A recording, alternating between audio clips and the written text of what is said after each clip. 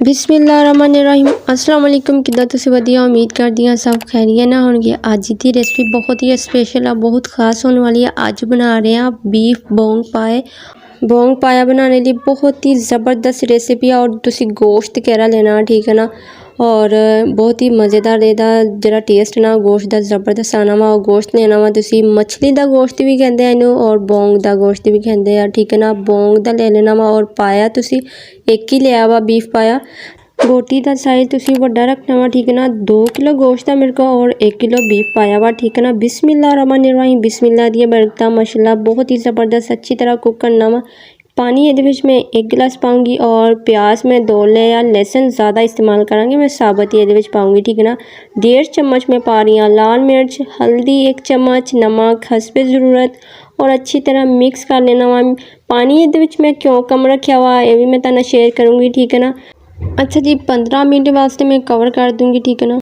बिस्मिल्लाहिर्रहमानिर्रहीम, माशाल्लाह बहुत ही ज़बरदस्त खुशबू आ रही है। बोंग पाया तो बहुत मज़ेदार बनता वा और ये जो मैं मसाले ऐड करूँगी बहुत ही ज़बरदस्त है वो, ठीक है ना।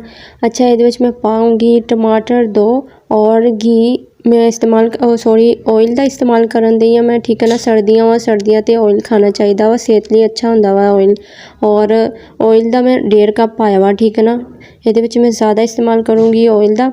अच्छा जी, 10 मिनट में कवर कर दिता सी टमाटर और ऑयल पा के, ठीक है ना। अच्छी तरह दी बुनाई करांगे। पानी में 1 गिलास ही पाया सी पानी, तुसी इन्ना ज़्यादा नहीं पाना ताकि ये हल्की फुल्की जी बुनाई है ना वो अच्छी तरह हो जाए। पानी कम ते ही, ठीक है ना।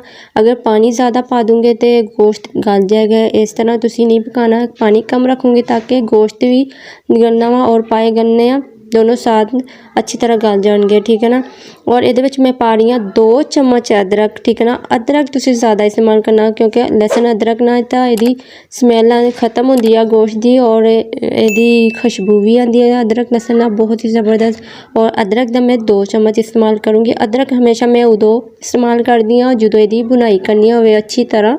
हर सालन ते अदरक उदों पाना चाहिए जो अच्छी तरह बुनाई करनी हो ताकि ये टेस्ट अदरक का ना बहुत ज़बरदस्त आए। अच्छी तरह बुनाई होने तो बाद मैं ये पानी ऐड कर दूँगी। अच्छा, ये मैं मसाले हजे ऐड नहीं किए, वो मैं तुहानू शेयर करने हजे। बहुत ही ज़बरदस्त खुशबू आएगी मसालिया की, ठीक है ना। अच्छी तरह बुनाई करनी तो बाद मैं पानी ये पाता। पानी तुसी इन्ना पाना वा ताकि दोनों गोश्त भी गलना वा और पाए नू काफ़ी टाइम लगता। मैं टोटल पकाऊँगी घंटा 1.5 घंटा मैं पकाना वा, ठीक है ना। 1 घंटा 40 मिनट में पकाना वा। पानी ऐड कर दिता वा और थोड़ा जहा पानी पाऊँगी ताकि इहदा शोरबा भी चाहिए वा और अच्छी तरह गल भी जान, ठीक है ना। और इहदा टेस्ट जरा ना बहुत ही ज़बरदस्त आना वा। और अगर तुसी मेरे चैनल को सबसक्राइब नहीं किया तो जल्दी ना जाके मेरे चैनल को सबसक्राइब भी कर दो और नाल ही बैल आइकन का बटन प्रेस कर दो ताकि तुहानू हर आने वाली वीडियो मिल सके। अच्छा जी, आ देखो अच्छी तरह सेक ला चुकिया, पानी नू अच्छी तरह बॉयल आ चुकिया। हुण ये मैं पा रही हूँ मसाले, जो मसाले कह रही हूँ मैं वो गरम मसाला साबत, ये मैं पाऊँगी इलायची साबत और 2 लौंगा, दालचीनी के 2 टुकड़े, जीरा 1 चम्मच। अच्छा, मैं वेट लगा देना वा 1 घंटा 40 मिनट।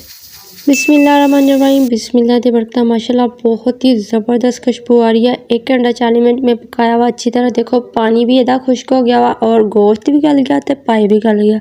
अच्छा जी, हुण ज़बरदस्त इहदा टेस्ट ली हरा धनिया का इस्तेमाल करूँगी, गरम मसाला 1.5 चम्मच और बहुत ही ज़बरदस्त मेरी रेसिपी रेडी हो चुकी है।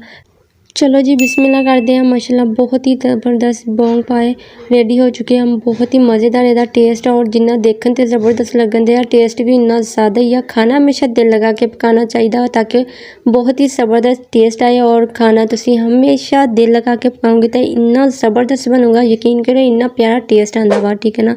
और हर चीज़ तरतीब ना पाया करो ताकि वह हर चीज़ का तुहानू टेस्ट आए। और उम्मीद है अज की रेसिपी तुहानू जरूर पसंद आएगी। अपना बहुत सारा ख्याल रखियो। असीं फिर मिलांगे नवें चस्के दे नाल नवीं रेसिपी।